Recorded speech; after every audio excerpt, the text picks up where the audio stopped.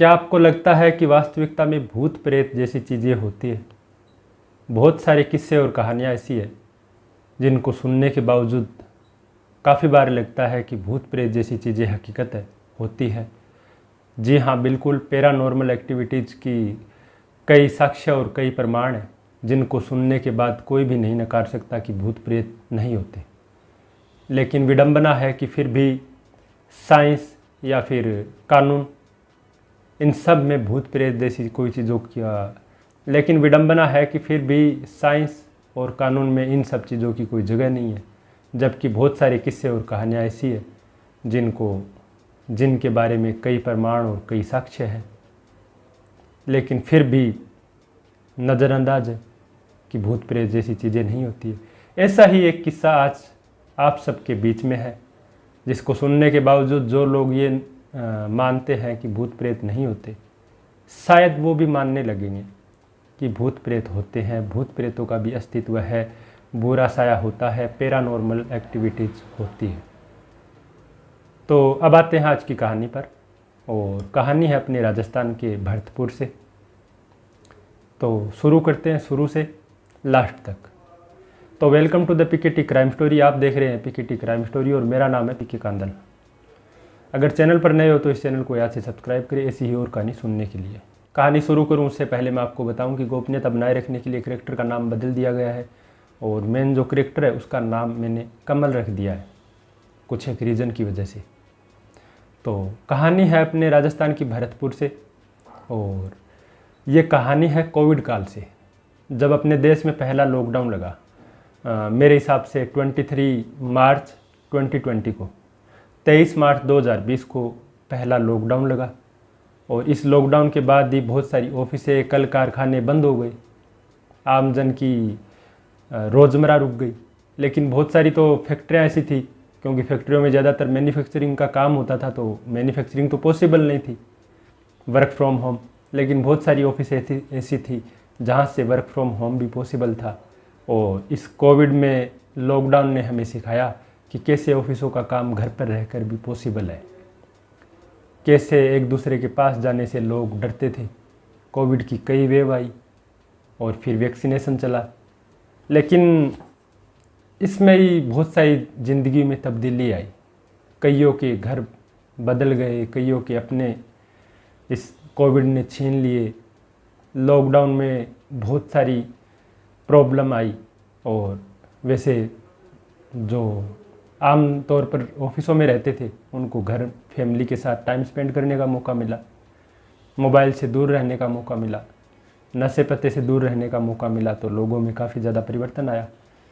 इसी परिवर्तन के बीच बहुत सारी फैक्ट्रियाँ थी जहाँ पर कुछ भामाशाह सामने आए और कहा कि अगर आप लोग काम भी नहीं करोगे तब भी आपको हम पगार देते रहेंगे। और इन्हीं में से एक थे अपने भरतपुर की फैक्ट्री से, जिनके मालिक थे, जहाँ पे कमल काम करता था। उनके मालिक ने भी कहा कि आप घर जाइए, आपको पगार मिलती रहेगी। अब 2-3 महीने बीते, पगार देते रहे, लेकिन अब इतने ज़्यादा मज़दूर, अब लॉकडाउन रुकने का नाम ही नहीं है, तो फिर कितने दिन तक पगार दे। फैक्ट्रियों की भी हाथ खड़ी हो गई, तो अब पगार देना भी बंद हो गई, और पगार नहीं दे पाई, सैलरी, वेतन।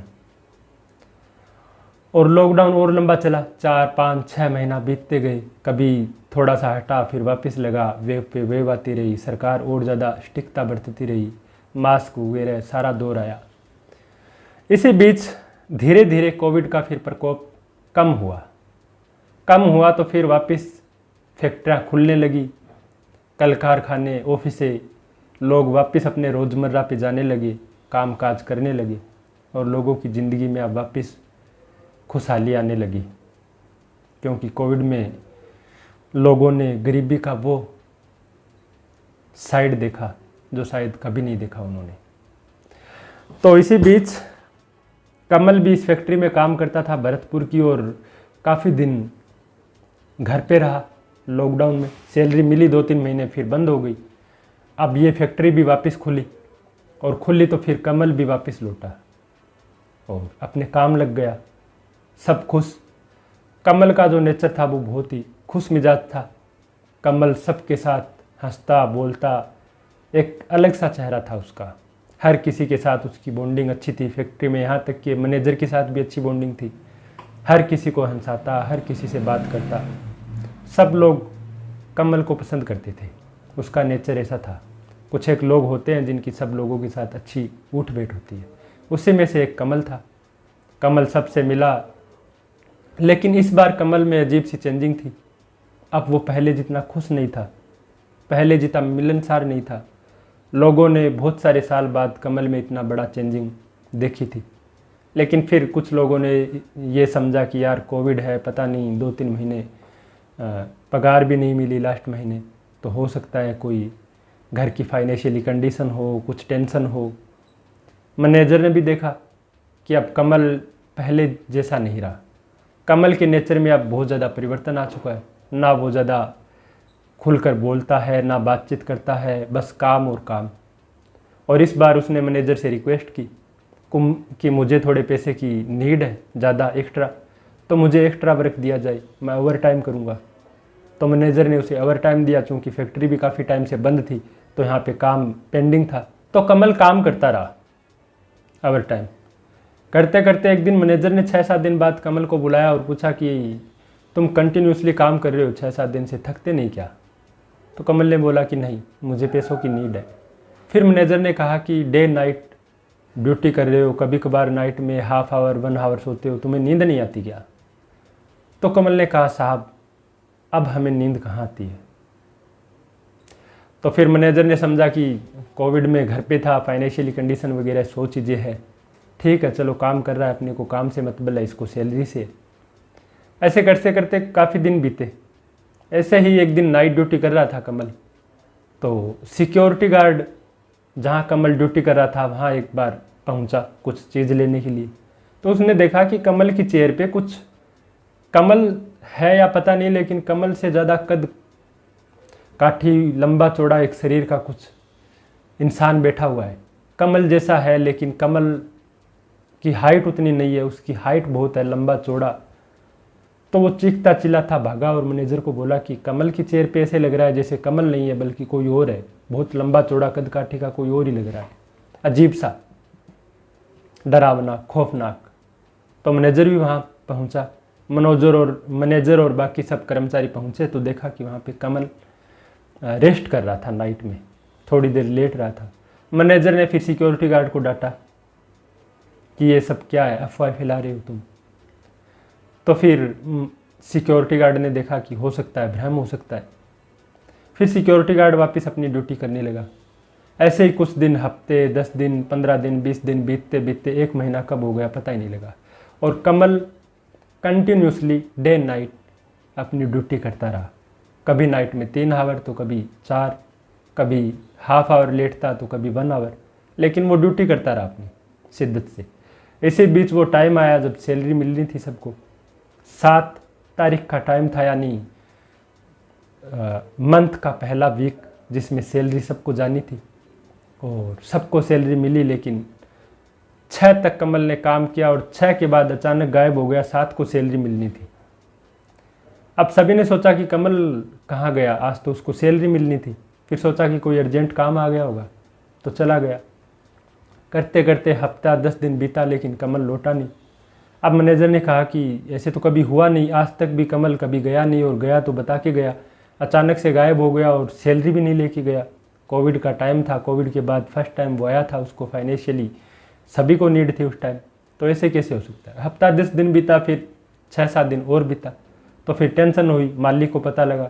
तो ओनर ने फिर मैनेजर को कहा कि आप जाके देखो कमल को। और कमल ने जिस हिसाब से काम किया था उस हिसाब से कमल की सैलरी समथिंग 50,000 समथिंग बन रही थी। तो मालिक ने कहा कि आप 50,000 लेके जाओ और कमल का पता है, तो आप कमल के पते पे ये पता भी करो कि कमल अचानक कहाँ गायब हो गया और क्यों नहीं आ रहा है काम पे, और उसकी सैलरी देके आओ।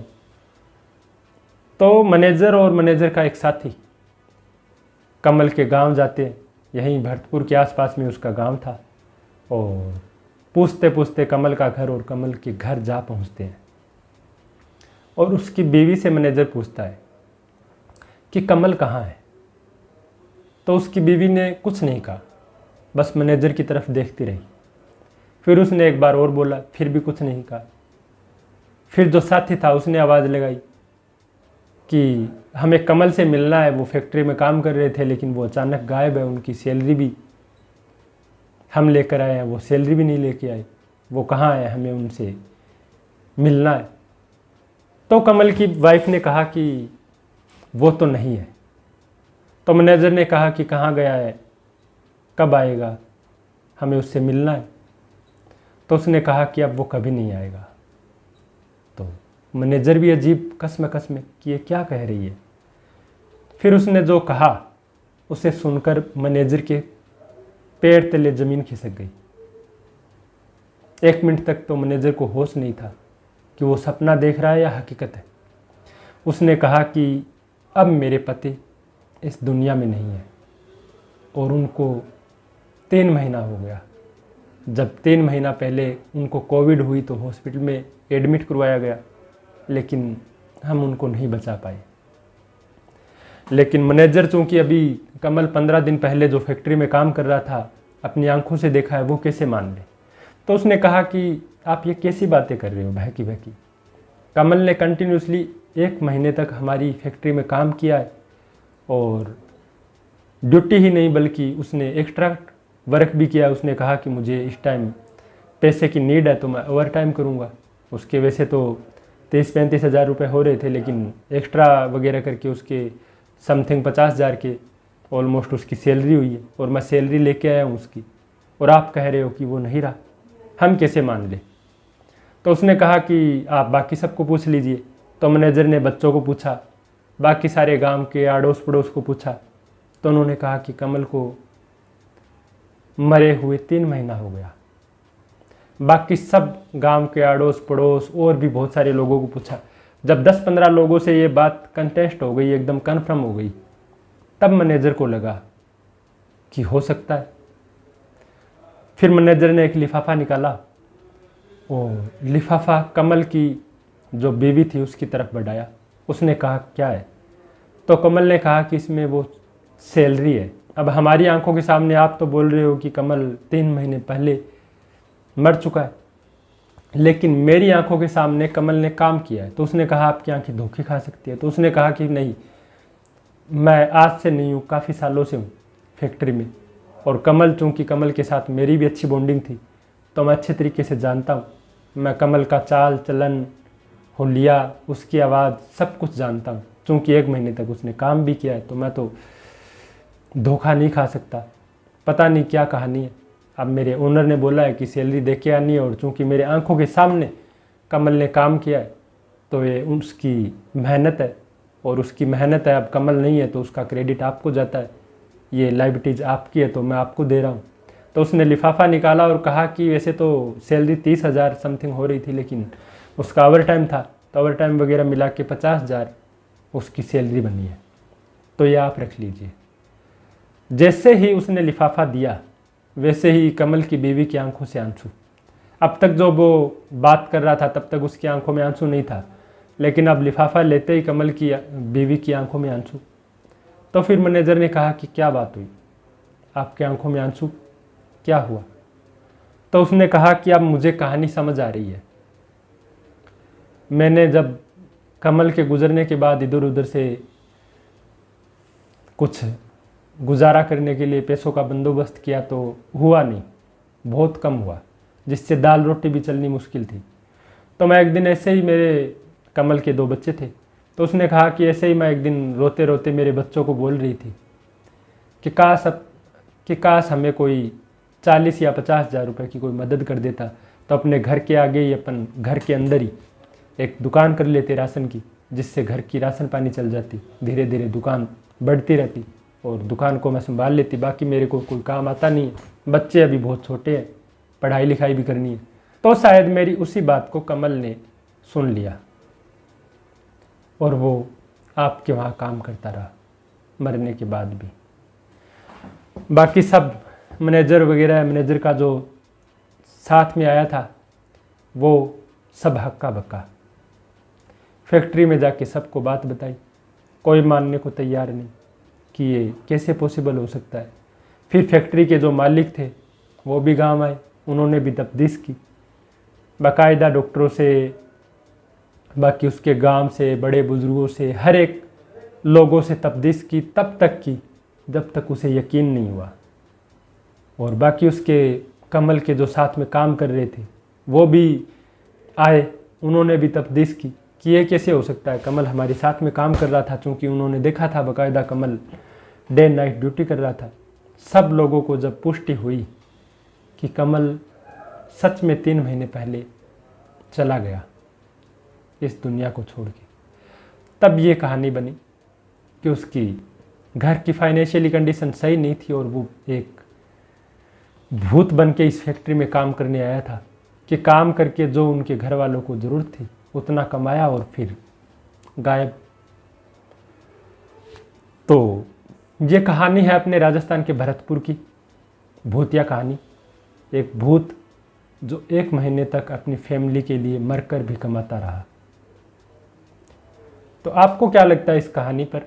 अपनी राय देना तो भूले ही ना। बाकी मिलते हैं नेक्स्ट वीडियो में, तब तक के लिए मुझे दीजिए इजाज़त। मिलें किसी नई कहानी, नए किस्से के साथ। चैनल पर अगर नए हो तो इस चैनल को याद से सब्सक्राइब करके ज़रूर जाए, वीडियो को लाइक करें और कमेंट में अपनी राय दें। मिलते हैं नेक्स्ट वीडियो में, धन्यवाद।